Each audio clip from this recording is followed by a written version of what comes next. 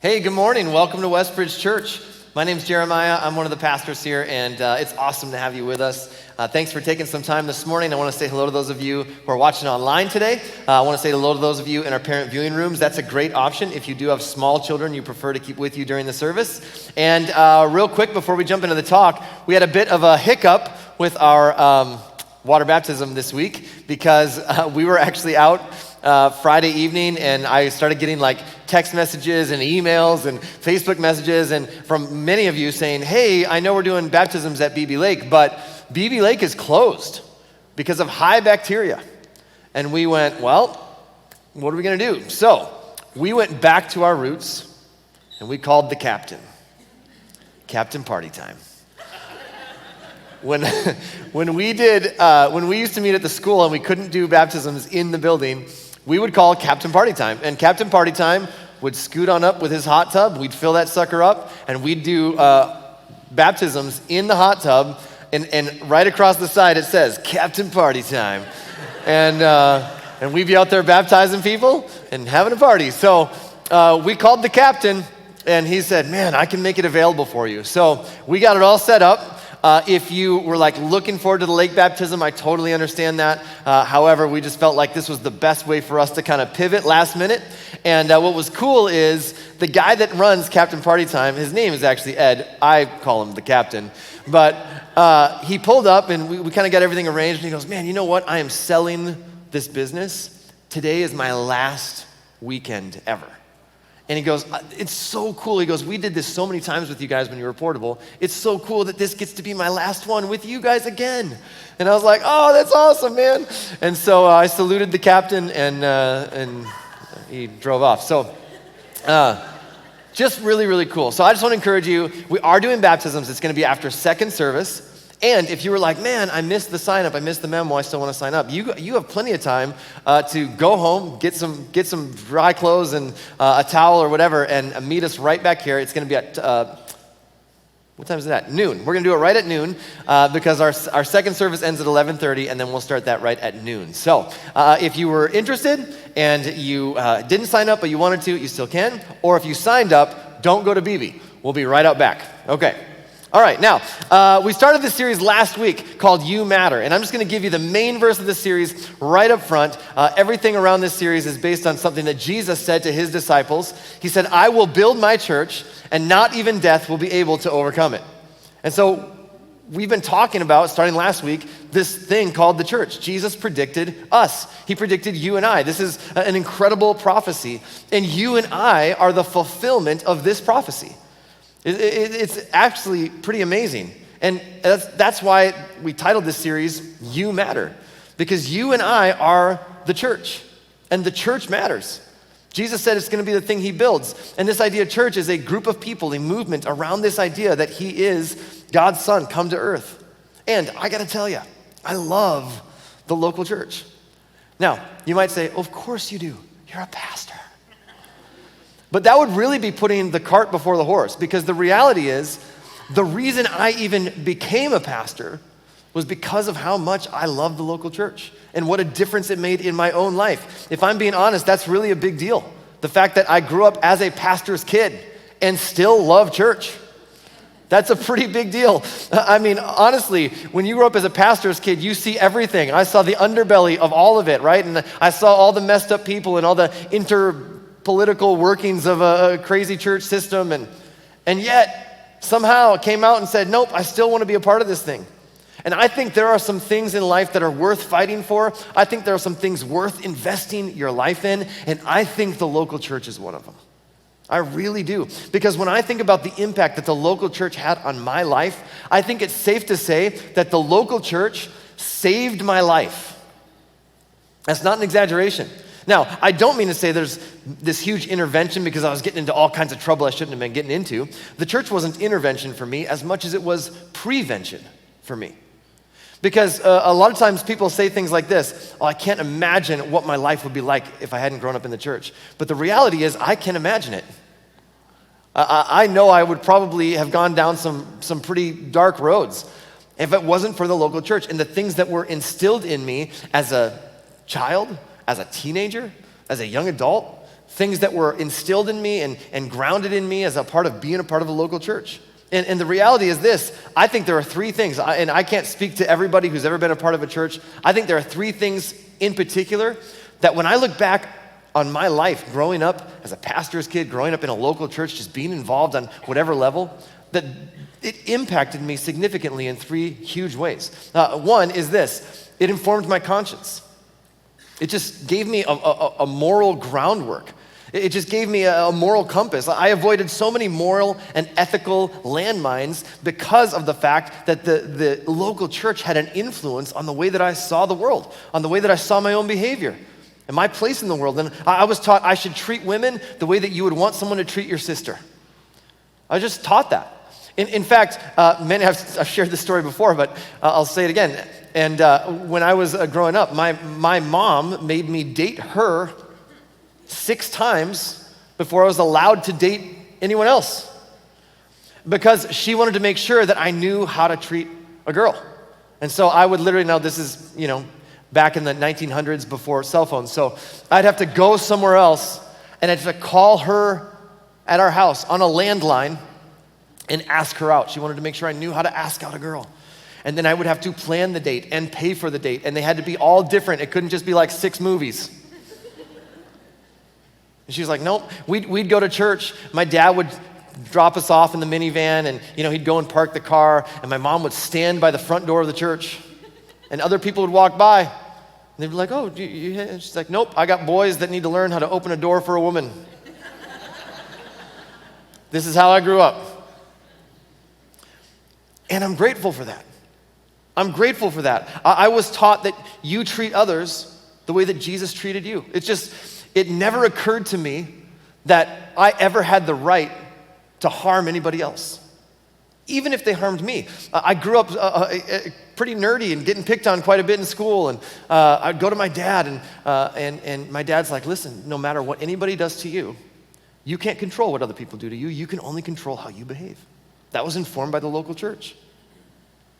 I grew up with that understanding. I was taught you never mistreat anyone for any reason, and having that ingrained into me as a young man informed my conscience.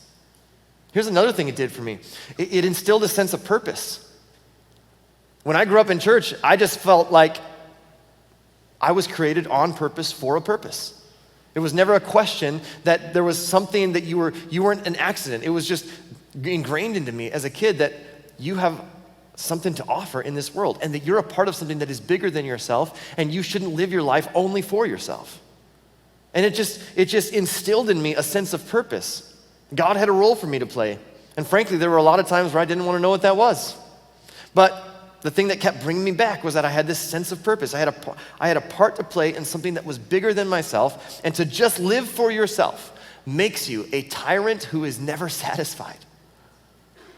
If you're always just living for yourself 100% of the time, you realize pretty quickly in life that leaves you pretty unsatisfied. And so I just learned early on, you have a sense of purpose. God created you on purpose, for a purpose, and you should figure out what that is, and you should get busy giving your life for that thing. And that was informed by my participation in a local church. Here's the third thing it did for me. It taught me to be generous. I just grew up with this understanding, not just to give, but how to be generous. When I was a kid, I was trained to be generous. I was trained to, it's kind of a churchy word, but to tithe, which means a tenth or 10%, which is what we do as a church. It's what our family does personally. It's something we've always done. And it's not because I'm a great person. And it's not because I'm a generous person naturally. It's because the church taught me the habit and the practice of generosity. And the church taught me how to live open-handed, how to recognize, God, everything I have has been entrusted by you. And so I'm gonna return a percentage of that back. And that's just what was modeled for me and what was taught to me. It's a declaration. Okay, our dependence isn't on our bank account, on what we can see in the numbers, because that can come and go so quickly. Our dependence is on the God who richly provides for all of our needs. I was just taught that. And so consequently, I was taught what we have always taught here at Westbridge Church: give, save, live. Every time money comes to me, the first thing I do is give back to God, and then I save, and then I live on the rest. Give, save, live, give, save, live. It's the wisest and best way to live when it comes to your money.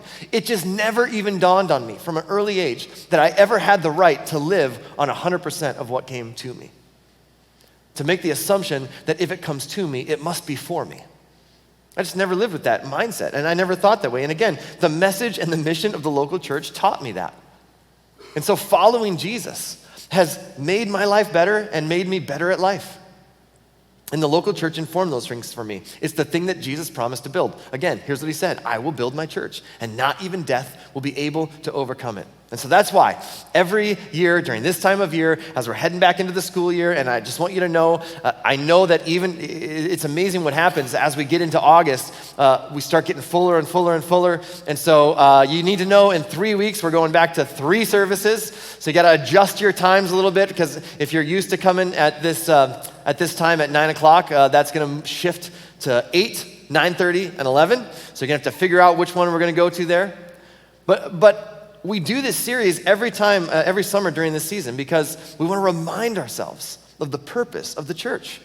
Because it can become so easy to allow ourselves to drift off mission, and to allow the mission and the message of the church to become secondary to other things that are going on in life. And I never want us to get so comfortable with where we're at that we forget to be on mission and on message. That we are an outward-facing church that is a bunch of people, as messed up as we are, helping other people find and follow Jesus. And so, we want to be on mission. On mission just means this. This is the mission Jesus gave the church. Go into all the world and tell everybody the good news. We want to be on mission, and we want to be on message. That God so loved the world that he sent Jesus into this world. That whoever puts their trust in him, whoever says, yes, I recognize you are the one who has come from God, that they will live forever as a part of God's family. That they will not perish, or they will not die, or the word really is they will not be lost to God, but they will enter into relationship with God. And so we want to be on mission. We want to be on message. And so we want to do that. And when people walk into Westbridge Church, we want them to experience this. I never want people to leave Westbridge and go, I love Westbridge Church. If that's what happens, we've missed the mark. Because the goal is to point people to Jesus. I hope people walk out of Westbridge and go, man, I love Jesus more. I want to follow Jesus more. Well, whatever they're doing when it comes to Jesus, I want to be a part of that. And so that's what we've been doing for the last 17 years. And for us to continue to do that, we are heading into an unprecedented season here at Westbridge Church. I've never seen more guests walking through our doors. I've never seen more people showing up in the summer. I've never seen the potential that we have in this community and in this region as they're building home after home after home after home, and family after family are moving into this area, and people are moving into this area. We have an opportunity to be on mission and on message for the people that are moving here. But to keep doing that, we need a whole bunch of you to step up and join the mission and join a serving team. And so you see a bunch of people with shirts on today that say yes. That's because we are making no attempt to hide our mission of brainwashing you today. We're just out front with it.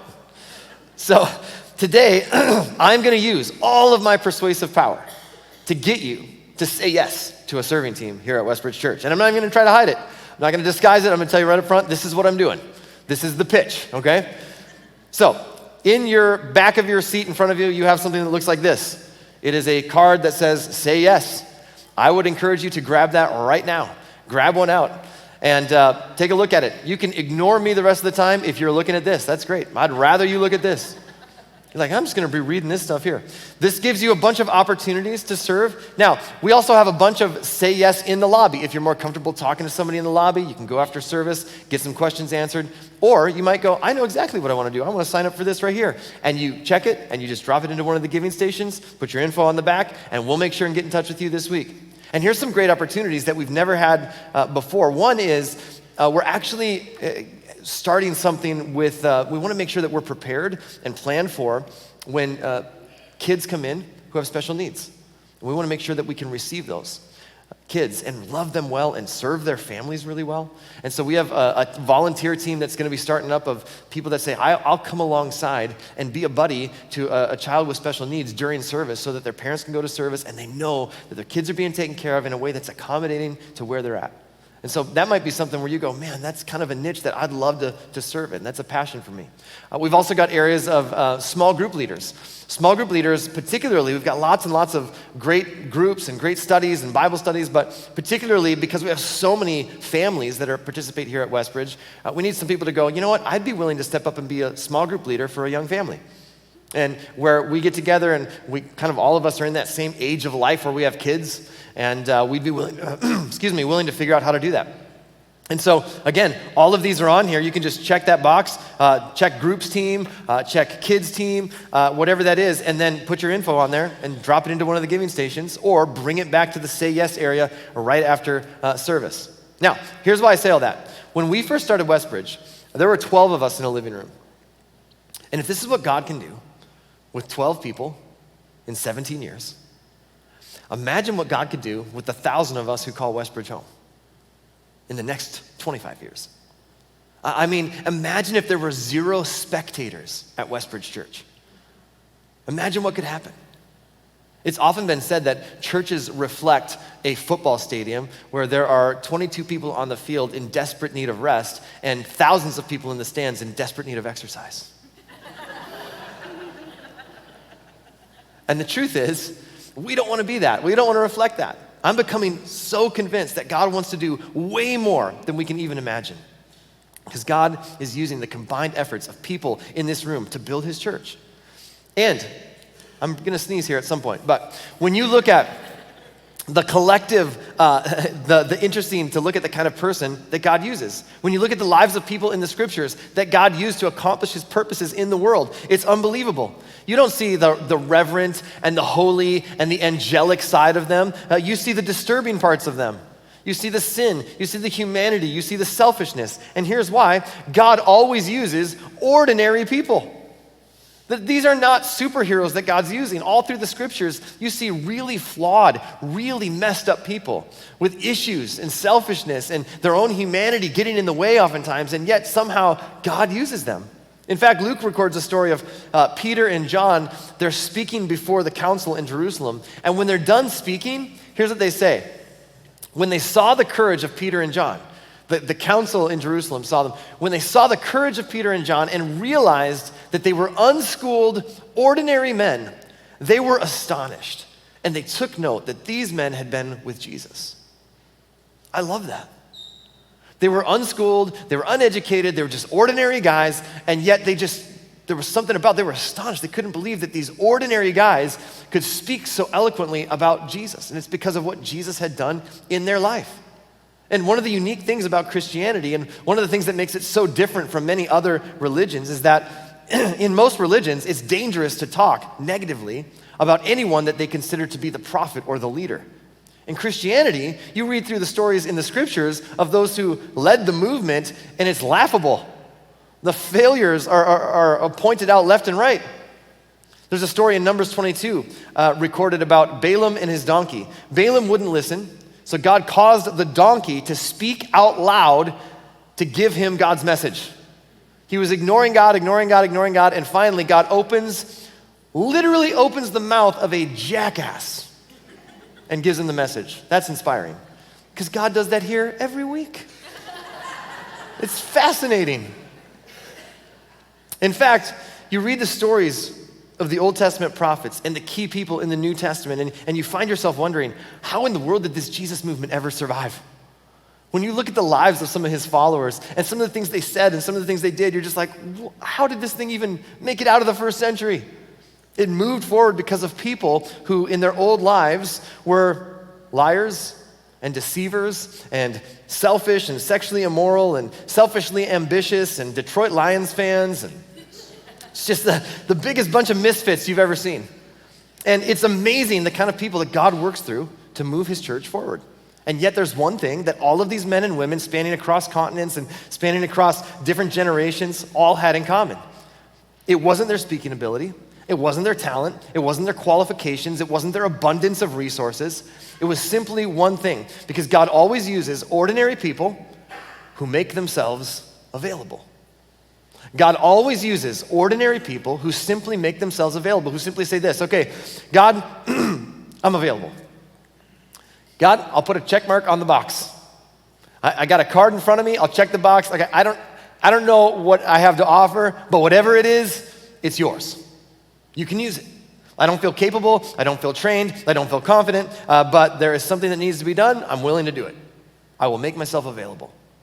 And the reason we sit here today, and the reason that there is a church universal that we can be a part of, is because in every generation, somewhere along the way, somebody stepped into the gap and said, I'm available.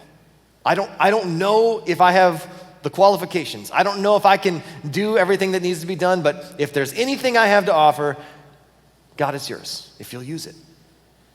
And today, I want to take a look at, excuse me, one person in particular that God used to do some amazing and miraculous things. His name is Moses. I'm going to read a few verses from this story, but let me set the scene first. If you've ever seen the 10 Commandments, then you kind of know the story of Moses. If you've ever seen Prince of Egypt, you kind of know the story of Moses. But the idea is this: the Hebrew nation, the children of Israel have grown up and they've multiplied and multiplied and multiplied. And it's many generations removed from their ancestor, Abraham, Isaac, and Jacob. Jacob's name changes to Israel, which is where we get the nation of Israel. It's basically his descendants. And he has 12 sons, and they become the 12 tribes. And as they multiply and multiply and multiply, they're settled in the land of Egypt. And it's many years later, it's many generations later, and they've multiplied so much, they're actually outnumbering the Egyptians, and this starts to frighten Pharaoh, and he puts them into slavery. So they're living as slaves. And they're living as slaves now, generation after generation after generation, so nearly 400 years of slavery.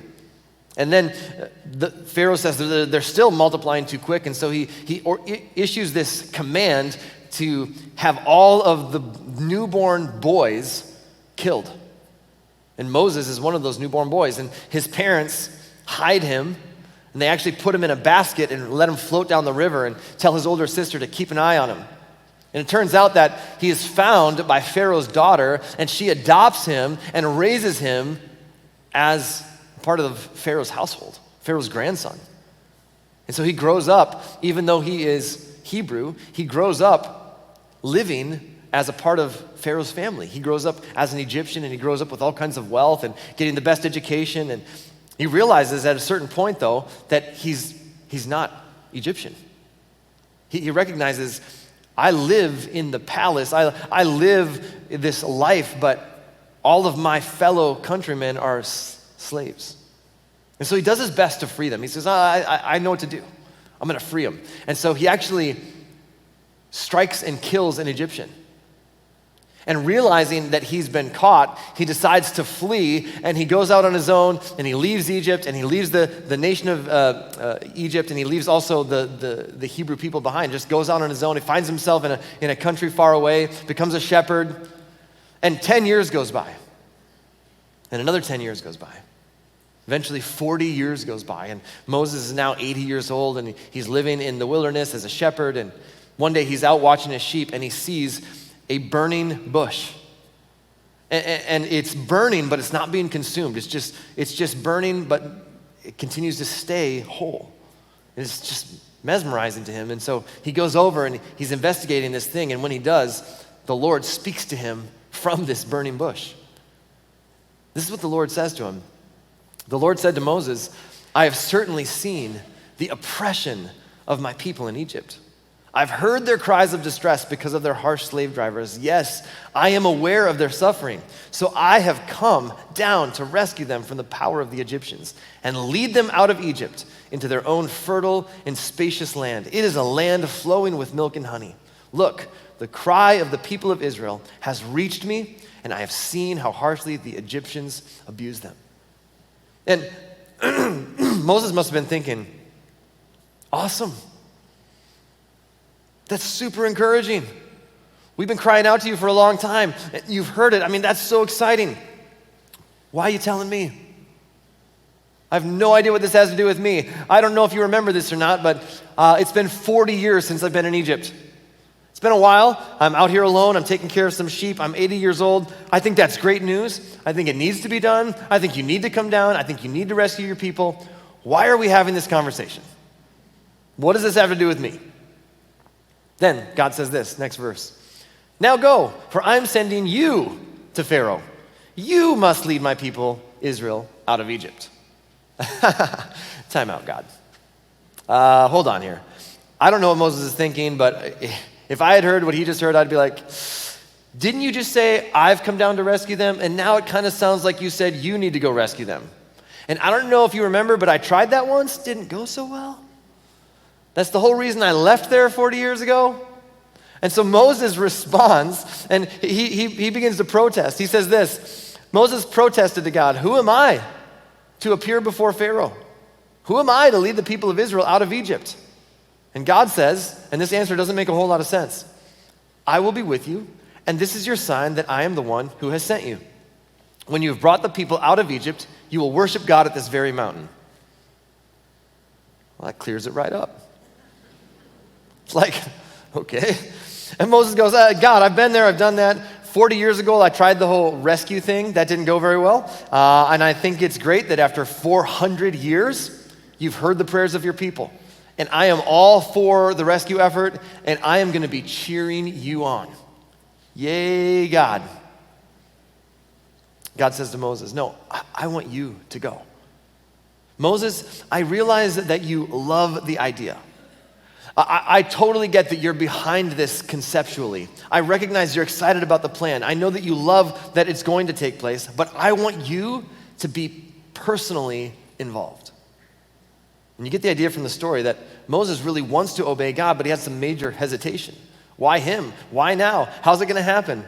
And I think Moses said to God what any of us would have said to God, who am I? I think it's a great idea. I think you got the wrong person. I think it's a really great idea. I think it's a fantastic idea. I think it needs to happen. I'm all for the concept, but I'm not the person to get personally involved. And throughout history, the men and women that God has used in significant ways are men and women who humbly say, God, if you can use me, I'm available. I'll do it. I don't feel like I have a lot to offer, but whatever I have, I'll do it. I'm available. Whatever I have comes from you, and I'm willing to use it however you want me to. And these are the men and women who change the world. These are the men and women who have linked together this incredible story of God's love for humanity from the Old Testament to the New Testament all the way to today. And God basically responds to Moses' lack of self-confidence and says, hey, I'm going to be with you, and one day you'll worship me back at this same mountain, which is a confusing verse. And God is saying this, look, Moses, there's going to come a day when you will be standing right here again. Right here in this exact same spot. And behind you will be all of the nation of Israel and half of the wealth of Egypt. And on that day, I don't want you to miss the fact that it wasn't you and your qualifications and your amazing skills and all of those things that made it happen. You're going to recognize on that day, you're going to be standing right back here, the nation of Israel behind you, half the wealth of Egypt behind you, and you're going to recognize this is what God did. This isn't what God did because of me, this is what God did through me, because I made myself available. And I don't want you to miss the fact it really wasn't you, and it really wasn't your talent or your ability or your resources. One day you're going to be standing here again, and a couple of million people behind you, and I don't want you to miss the fact that I did this. And 17 years ago, almost to the day, we sat in a living room in St. Michael with 12 people, and we asked and talked about what we believe would be the future of Westbridge Church. And we said this, a church that would allow people to come as they are.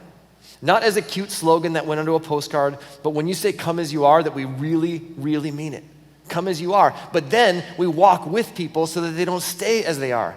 That we go, God accepts you as is, but he loves you too much to leave you as is. And so we help each other as we move forward to become everything God's created us to be. We talked about a church that was marked by friendliness, marked by God's grace. We talked about a church that would be laser focused on keeping the message of Jesus accessible for everyone. And we're seeing that happen.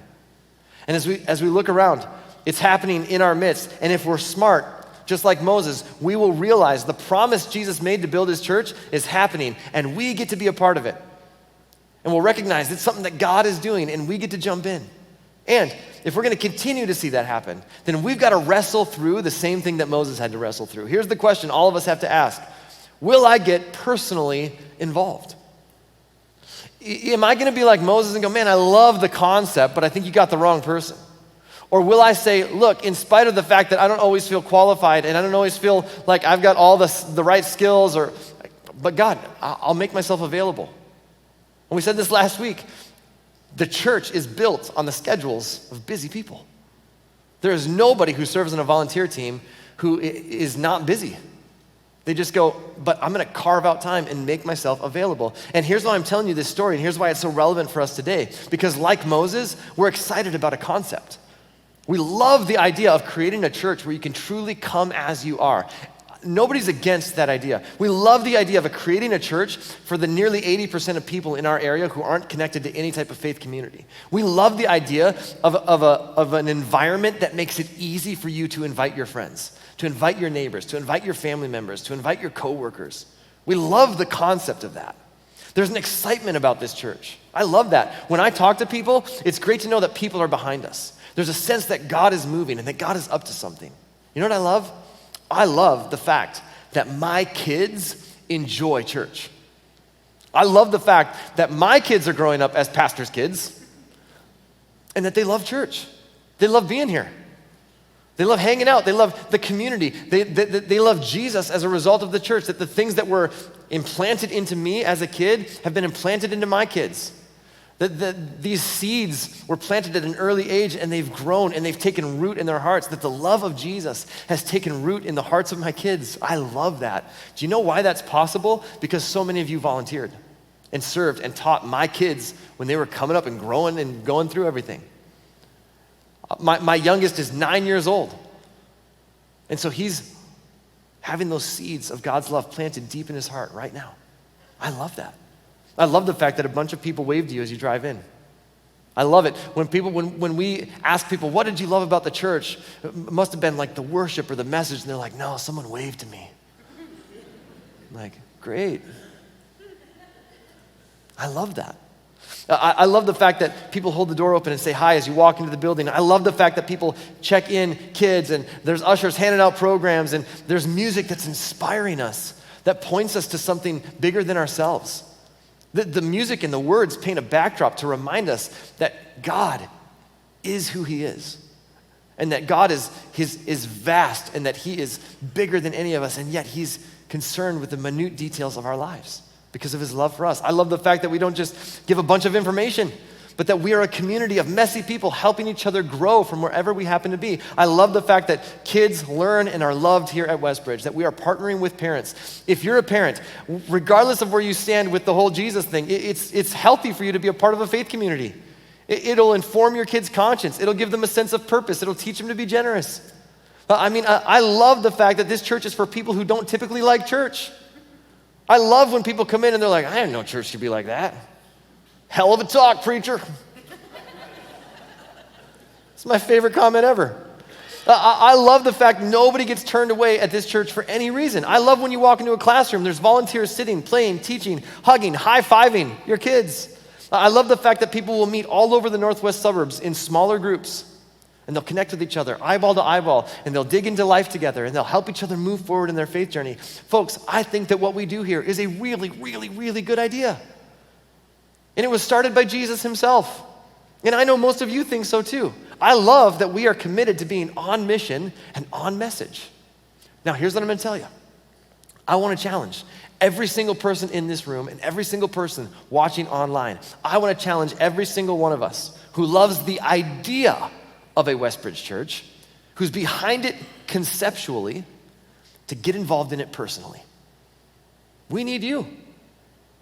It doesn't work without everybody. I know you love this church. That isn't even the question. We all love and appreciate what God is doing here, but if it's going to continue to happen, if we're going to be able to continue to be on mission and on message, then each of us needs to get personally involved.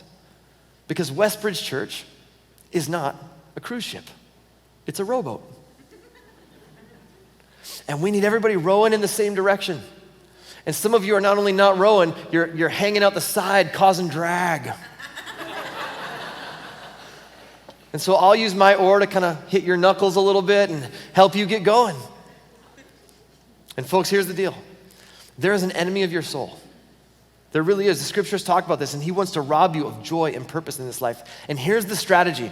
He's gonna keep you busy doing all the things in your life that seem good and that seem really important, and you'll miss what is best and what is eternal.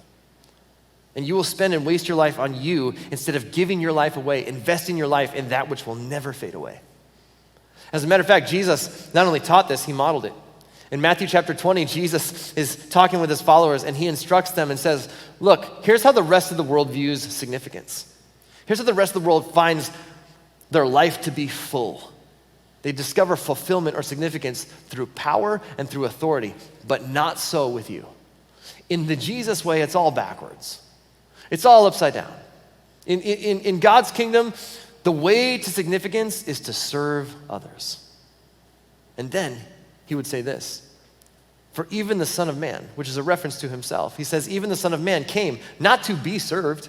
He's like, guys, I didn't come here so that other people could serve me. I'm not your typical king that comes and says, all right, everybody serve me. He goes, everything in the Jesus way, everything in God's kingdom is flipped upside down.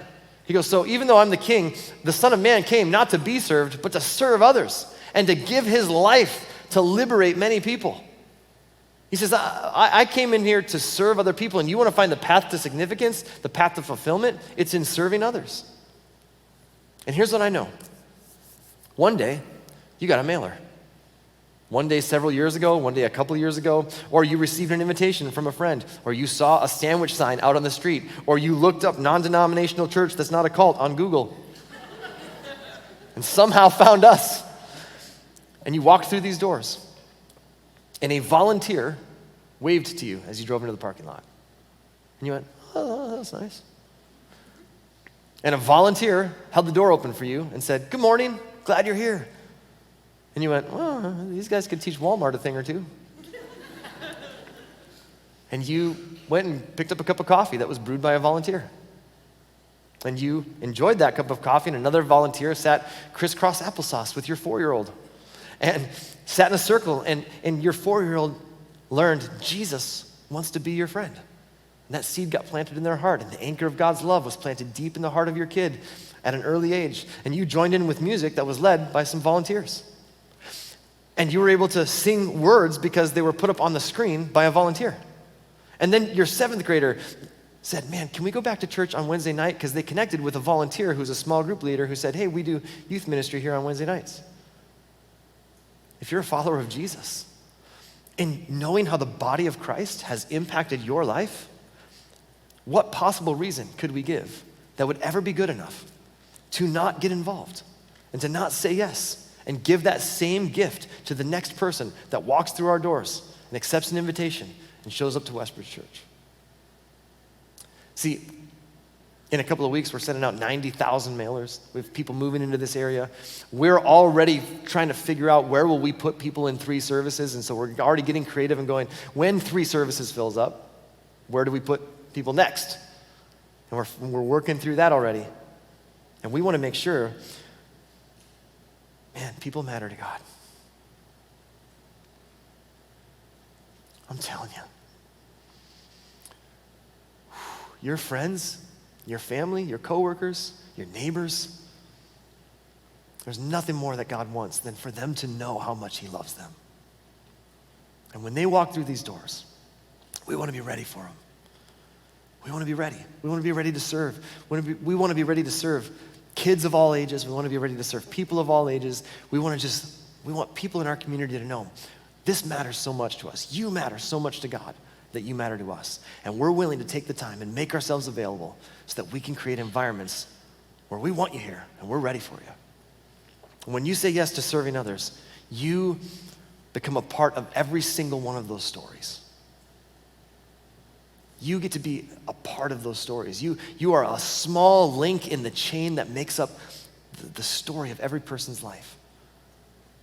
In 1 Peter's writing to people in the first century, he says this: God's given each of you a gift from his great variety of spiritual gifts. Use them well to serve one another.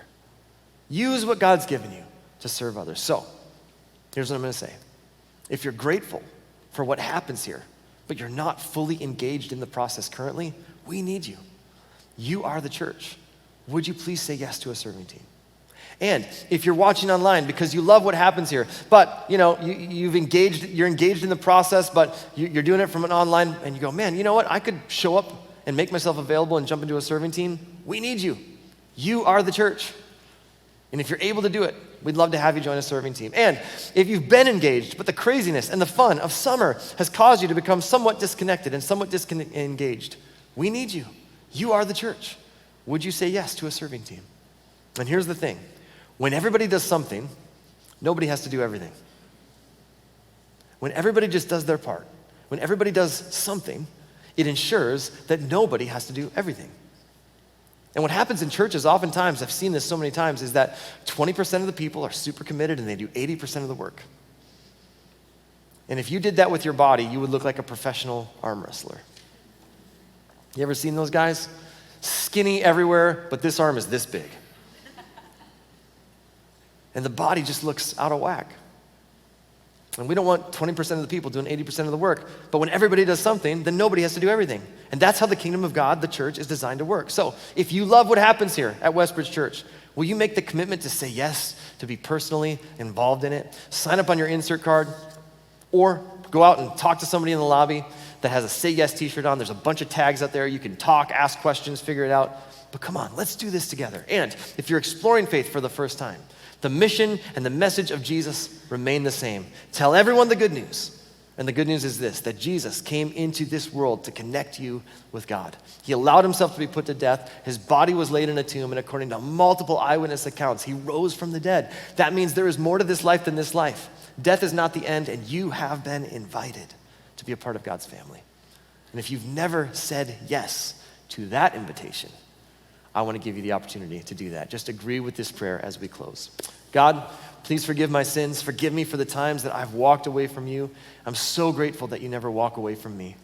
Thank you for sending Jesus into this world. And I want to say yes to that invitation. Make me your son. Make me your daughter. Help me to put my trust in you and to follow you as best as I know how from this moment on. And then, God, for every one of us, we love what you're doing here.